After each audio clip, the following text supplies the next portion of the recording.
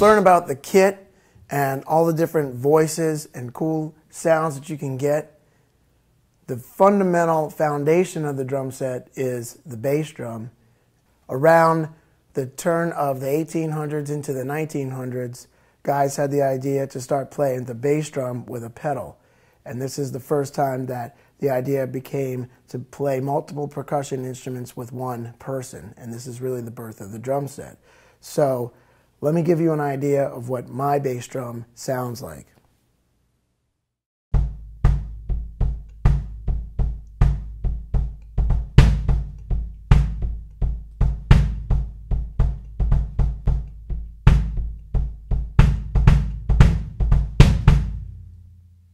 Now we'll talk about the snare drum. A lot of people consider the heart of the drum set to be the snare drum.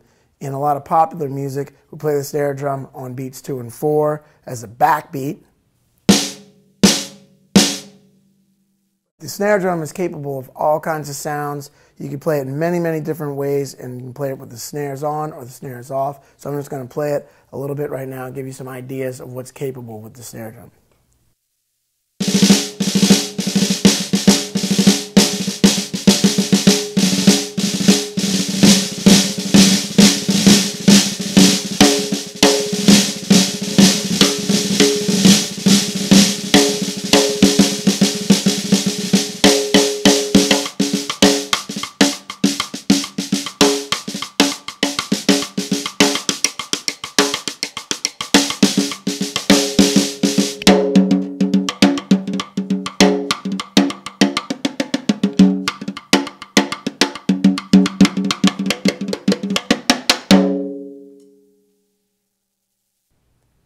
Now we'll talk about the toms.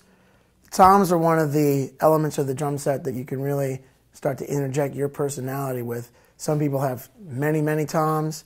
Some people have just a couple of toms. I often like to just have one rack tom, 1 or 2 floor toms, and you can really get a lot out of the toms, and we're just going to play around and see a little bit about what we can get out of these.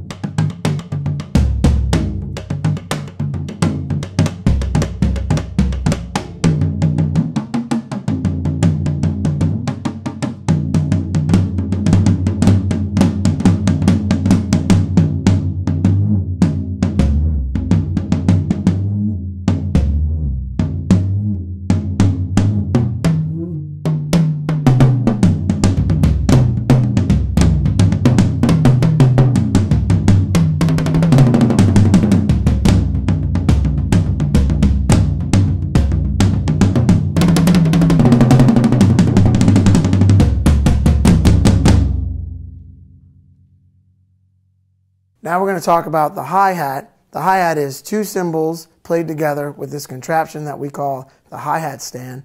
The hi-hat started as the low boy, which was closer to the ground, and the foot would play 2 cymbals to try to approximate what it sounded like when one guy played 2 cymbals together. So we were trying to get one guy to do this with his foot so he could do other things around the kit.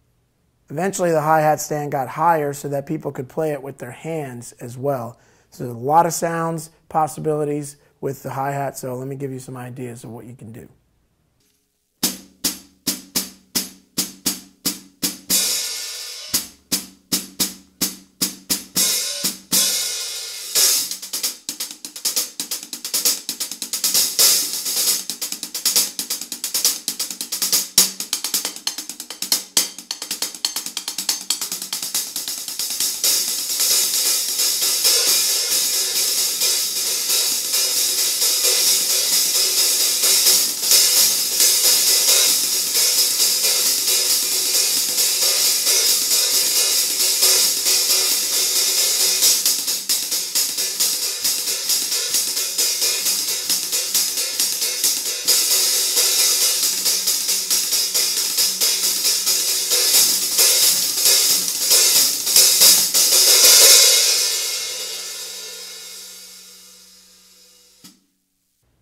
We just talked about the hi-hat, so now let's talk about the rest of the cymbals within the kit. Let's start off by talking about the ride.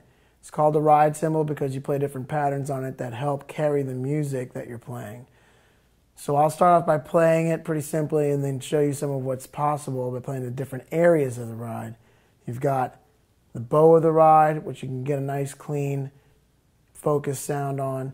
You've got the edge where you can get a nice crash sound, and then you got the bell as well.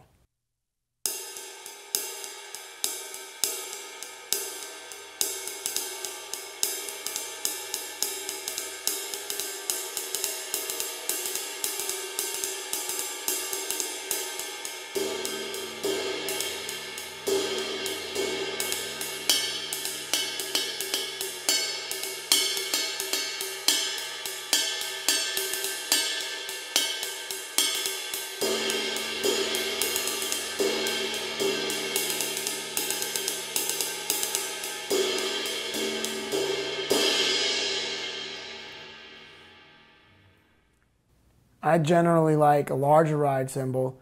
This one is 22 inches. Ride cymbals are all up to personal preference. I like mine to be a little bit darker, not quite as bright, and a little lower pitch than a lot of cymbals that are available. But it's all up to you, and it's all up to your personal preference.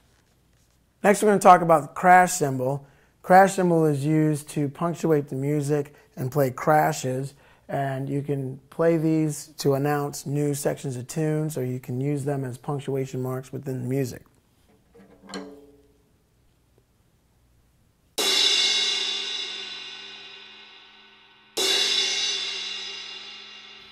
Crash cymbals are usually a little bit thinner, they have a little more impact, and they should have a pretty quick decay. For me, I like my crash cymbals to be able to be ridden on as well. All of my cymbals I like to be able to crash and ride at the same time.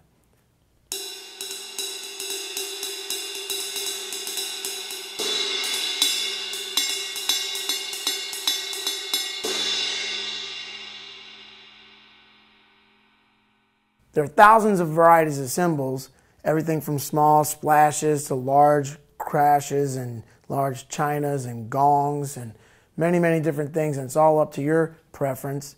I happen to like this over here. This is my trash crash, and you can see that it's hammered extra around the edge, and it provides a really trashy crash that blends with the music and also a really trashy ride. So it sounds a little like this.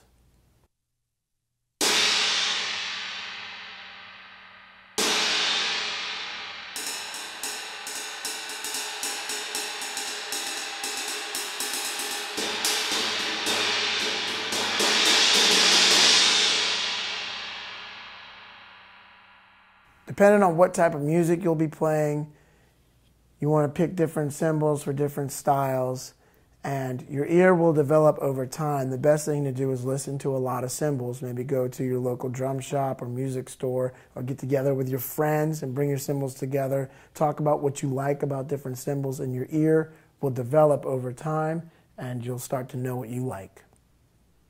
Now I'll just play around my cymbals and show you some of the different sounds that are possible.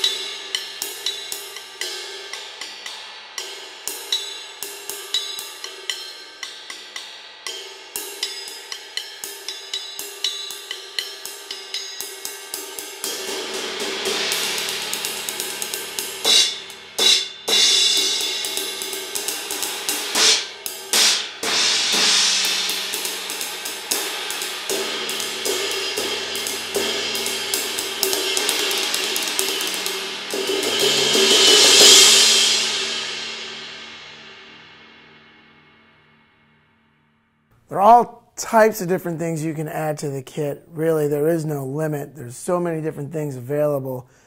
I have a few different things I like to put on the kit occasionally. Here's a bell. Here's a practice conga that I'll put on the floor tom. Here's some Pete Engelhart percussion. I usually have a cowbell right here, and there's a woodblock over here, and this is my signature pandero, which gets a kind of floor tom with jingles sound. So I'm just going to play around with all these different voices and try to get some different things happening.